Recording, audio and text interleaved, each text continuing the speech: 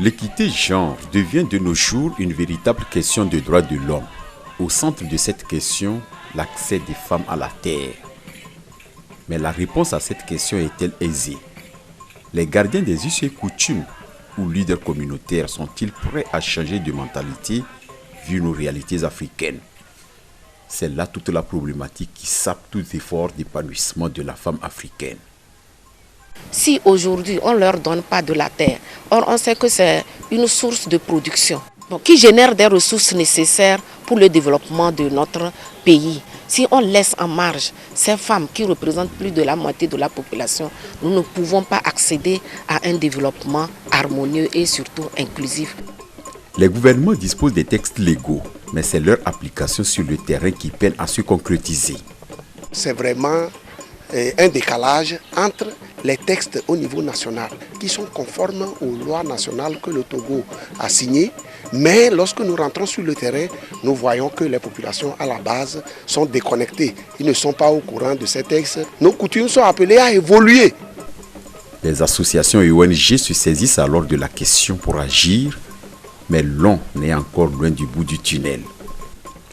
À l'ONG ADHD, Autopromotion rurale pour un développement humain durable, l'on parle du concept GEC. Elle a fait du critère d'évaluation genre son cheval de bataille. D'aucuns pourront se demander d'où est-ce que cette ONG tire cet outil appelé GEC en anglais, mais en français CEG, c'est-à-dire critères d'évaluation genre. L'ONG ADHD, à partir de septembre 2012, avec l'appui de ILC, c'est-à-dire International Land Coalition, ou Coalition internationale pour l'accès à la terre, a entamé un processus de mise en place d'une stratégie nationale d'engagement entre tous les acteurs impliqués dans le foncier au Togo. Et ce processus a conduit à la mise en place d'une plateforme nationale. Moult séances de sensibilisation et de formation tous azimuts pour aboutir aujourd'hui à cette plateforme de 15 organisations de la société civile, du secteur privé de la chefferie traditionnelle, des organisations paysannes et des ministères multisectoriels. La feuille de route assortie de cette stratégie nationale d'engagement a alors ciblé 3 axes clés, dont l'accès des femmes à la terre. Il faut que la femme, aussi bien que l'homme, ait accès à la terre, puisque la femme aussi, comme l'homme, doit participer au développement du pays. Pourquoi est-ce que la femme, elle n'aurait pas accès? Nous ne sommes plus à l'époque où la femme doit rester en arrière et c'est l'homme devant.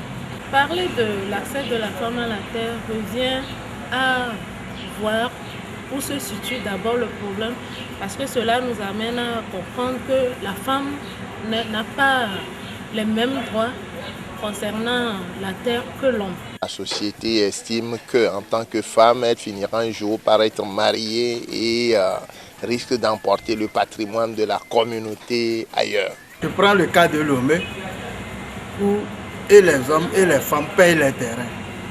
Supposons que la femme a payé.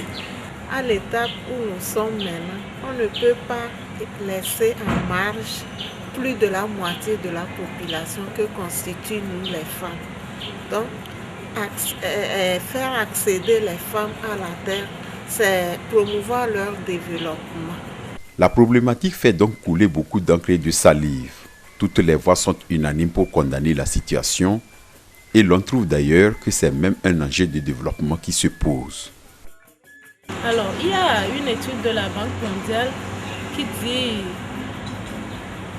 faciliter l'accès de la femme aux ressources telles que la terre permettrait d'accroître les productions agricoles de 2% à 4%. Imaginez. Ce ne serait pas seulement un avantage pour la femme seule, mais pour sa famille, un avantage pour toute la communauté et pour tout le pays. Nous ne serons que sur le chemin du développement inclusif et durable. La terre est un moyen de production. dans nos pays, puisque notre économie est basée surtout sur l'agriculture.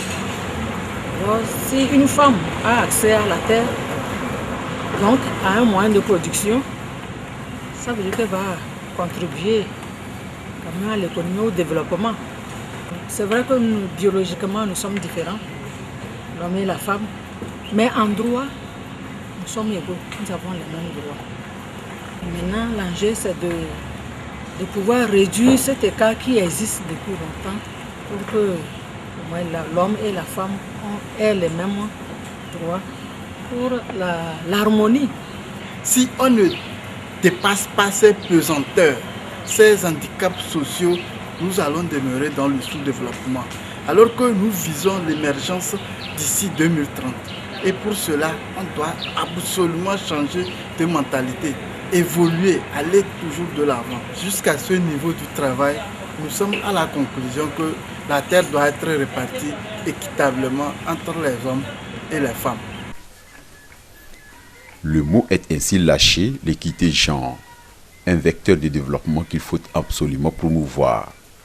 À mon humble avis, il faut, au-delà de la formation, il faut nécessairement qu'on arrive à consolider les textes existants en ce qui concerne le code des personnes et de la famille. C'est dans ce sens qu'on peut faire la promotion de l'équité genre au Togo. L'équité genre est un facteur de développement du fait que personne n'est lésé parmi les deux sexes. Pour qu'il y ait développement vraiment, il ne faut pas que la population qui contribue à ce développement se sente lésée. La formation fait tache d'huile. Chaque participant est assez outillé pour désormais jouer sa partition. On nous a proposé un outil d'évaluation de l'intégration du genre dans nos ministères. Donc, à la sortie de cet atelier, je pense que je suis vraiment outillée pour analyser, pour voir si dans nos ministères ou bien dans mon ministère, si réellement les gens est pris en compte. Nous sommes optimistes, nous pensons que nos activités porteront des fruits un jour. Nous ne pouvons que remercier ADH département pour l'initiative de cet atelier. Tout le monde doit participer à faire asseoir, surtout dans les mentalités, ce concept d'équité du genre. Donc, l'initiative de cette organisation est une bonne chose et le gouvernement et la société civile et tous doivent participer à faire asseoir ce concept d'équité du genre.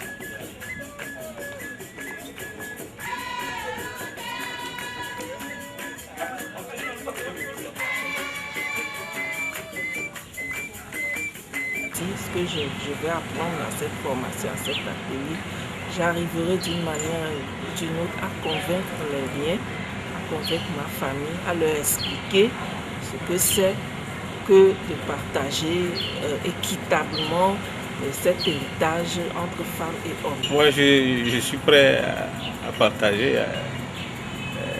avec mes petites soeurs et mes soeurs l'héritage laissé par nos parents.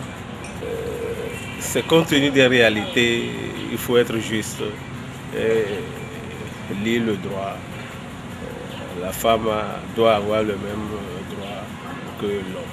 Moi, je suis de la communauté TEP, mais je ne crois pas qu'à l'heure où je vous parle aujourd'hui, quelqu'un peut encore me dire que je n'ai pas droit dans ma famille. Tous savent que maintenant les femmes ont droit à la terre. Dans moi, ma famille, je ne sais plus qui peut dire que je ne peux pas bénéficier de la terre. Les pesanteurs coutumières ou religieuses n'ont plus de beaux jours devant elles. Les acteurs, eux aussi, ne doivent pas non plus baisser la garde. La femme a toujours sa part dans la religion musulmane. Si les gens ne le respectent pas, c'est parce que ce n'est pas en leur faveur. Les hommes se cachent sous des choses qui les arrangent et abandonnent mais la coutume aussi, on est en train de sensibiliser les chefs traditionnels. Moi, je suis du ministère de l'urbanisme et de l'habitat. Lors de l'élaboration du code foncier, on a impliqué tout le monde, les chefs cantons, les chefs de village, et on leur a expliqué tout cela. Ils savent qu'aujourd'hui, toutes les femmes ont droit à l'héritage quand il est temps de partager.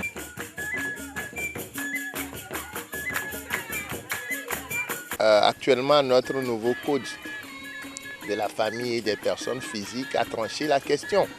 La femme compétit à égalité avec l'homme dans l'accès aux biens fonciers.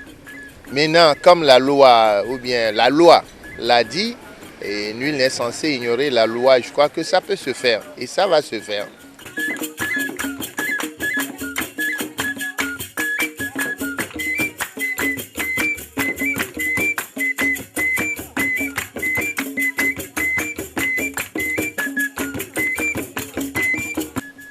Pour le code des personnes et de la famille, notre évaluation a conduit à la mise en place de certaines recommandations que nous avons transmises à qui de droit. Nous sommes en train de faire les mêmes choses pour le code foncier qui est en élaboration et nous disons que c'est vraiment un décalage entre les textes au niveau national qui sont conformes aux lois nationales que le Togo a signées. Mais lorsque nous rentrons sur le terrain, nous voyons que les populations à la base sont déconnectées. Ils ne sont pas au courant de ces textes, ils ne savent pas. Donc nous recommandons surtout la sensibilisation. La sensibilisation, encore la sensibilisation pour apporter l'information partout où besoin se fait sentir. L'ONG ADHD qui a pris la question à cœur est soutenue dans cette dynamique par le ministère en charge des affaires sociales. Mes remerciements vont tout particulièrement à l'ONG Autopromotion Rurale pour un développement humain durable pour son initiative très louable et l'intérêt qu'elle accorde à la promotion du genre dans tous les domaines. Mesdames et messieurs, pour dire que l'activité qui nous réunit ici s'inscrit parfaitement dans la dynamique créée par les plus hautes autorités de notre pays de parvenir à l'égalité entre les sexes pour un développement humain durable et bien sûr inclusif. L'objectif est noble en ce sens qu'il vise de manière inclusive l'amélioration des conditions de vie des populations pour une cohésion sociale.